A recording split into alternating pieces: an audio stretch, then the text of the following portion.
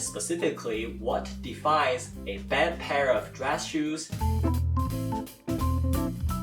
Compare the stitch density here at the top to the bottom and see whether they are in agreement. Or say one of the most significant signs when you encounter a bad pair of shoes.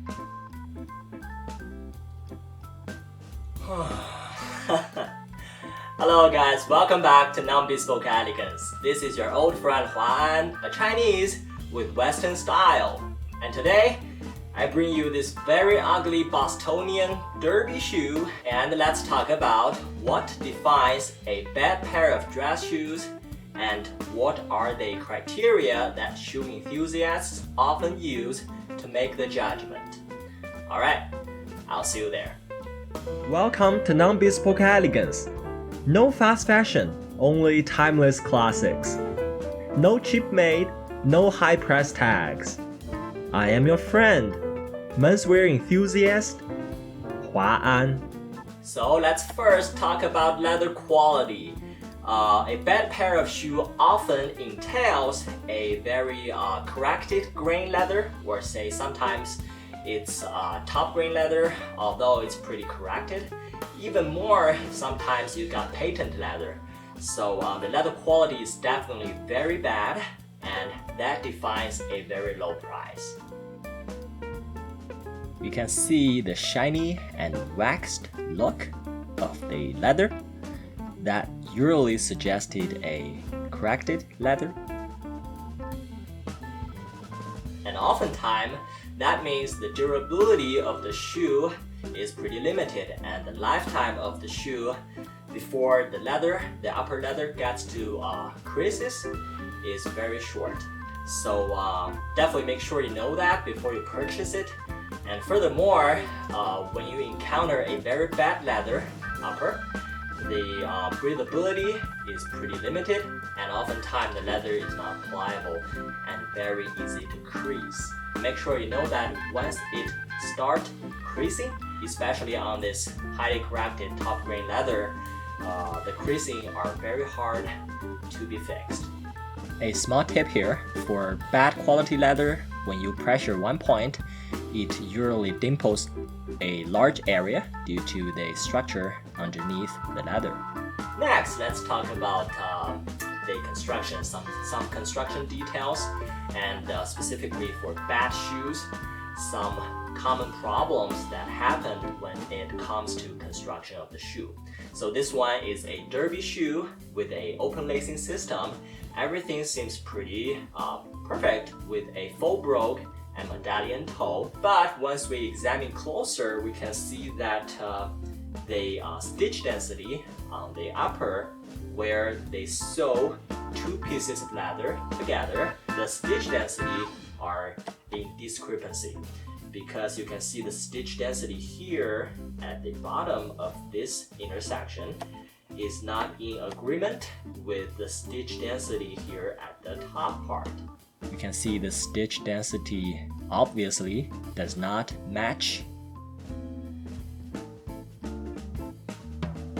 Here a closer look. You can see high stitch density here, while low stitch density here. Another common problem when you encounter a bad shoe, or say how you can define a bad shoe, is that there are always some discrepancy in the color. For example, here we have when the full brogue part, the wingtip part, here we have a very neutral color as the shoe leather, the shoe upper leather, which is neutral. The color here at the holes are neutral color, while at the medallion part, we can tell the holes are in black, because this color black is from the lining part, where we all know the lining is the leather inside the shoe where your foot touches, and this black part is they use black lining, while they skip the part, they have to paint that black lining to be in agreement with the color of other holes, because these holes at the broguing part, the wingtip part, this hole's color is defined by the upper leather because there are no lining here at the intersection where they sew two pieces of leather together. So this color of the hole are actually from the upper leather. A closer look, the perforation holes here on the wingtip broguing has natural color, which is in agreement with the upper leather color, while the medallion part we have black colored holes. That is the color of the lining. And we all know in terms of shoes, one of the biggest, if not the most important one, is the construction method, specifically whether it's an origin stitch, which are welted, or blade stitch, or even glued. So for this particular low-priced Bostonian derby shoe, we have a glued bottom, which means the bottom is glued to the upper and the insole, where although they seems like a good welted shoe with a very high density stitch density here, we can see the threads, but however, again, as we talked many times in my previous videos, that these threads at the upper are fake.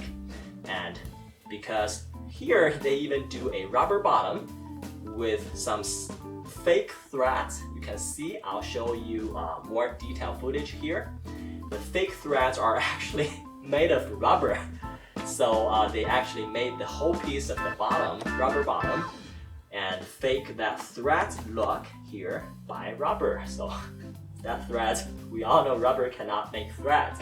So not to mention, it's the distance, the stitch density, and the distance between each thread is not in agreement with the upper thread's stitch density. So here we examine closely. On the upper of the bottom, we have stitches that are in high stitch density, while at the bottom, the stitch density has to be the same if the shoe is Guja welted, but obviously we have a much looser stitch density. So all in all, forgive me about my mumbling here. In a word, the thing is that this threads you see at the upper is not a real Guja welted shoe sign. So make sure you know that you compare the stitch density here at the top to the bottom and see whether they are in agreement, and that often defines a bad pair of shoe. Not to mention, furthermore, we have some blemishes on bad dress shoes, like here we have a stain, and here on the top line we have some threads stretching out. Okay, last but not the least, we have a close examination of the aesthetics of the shoe. The aesthetics of the shoe, which are majorly determined by the shoe last that the shoe is modeled on, and we can see it's a very chunky, very mediocre shape of the shoe with a toe part very round. I mean a round toe with no aesthetics or any sort of aesthetic concerning. Definitely check out the Athlast from Vash. It got a very classic round toe with a very well-shaped toe part. Definitely built on a generic shoe last, this chunky look. Moving towards the side look here, we have a evenly balanced side look with the toe part curving upwards. So normally this is a huge sign, or say one of the most significant sign when you encounter a bad pair of shoes is that the toe part curving upward away from the ground. A closer look at the toe part, we can see the toe part curves up away from the ground. Moving towards the rear quarter, the back of the shoe, we have a heel part that is very mediocre with no taper at all, no tapering at all, with a significant gap here. As you can see, the gap is very large, no matter you see from the back or see from the side. So here at the back angle, we have a very significant gap between the upper and the heel. Again, from the side look here, significant gap, self-evident.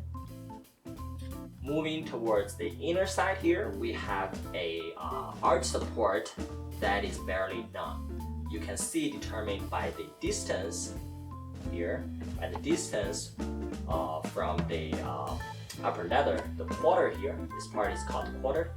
You can see from the quarter to the ground, there is almost limited distance, which means when they build the shoe, the last is not curved and the upper is not lasted tightly wrapped around this waist part and giving it no arch support at all. So a closer look, no arch support. Here we use a ruler to get a perpendicular distance of how much the arch part curves in. And last but not the least, a bad pair of shoe often lack of the high rise, which is the rise, the edge here. Normally a good pair of shoe, bespoke or non-bespoke, has a very nice rise here from the toe to the near the quarter here, near the quarter. And here it has a very significant rise here, a very defining line.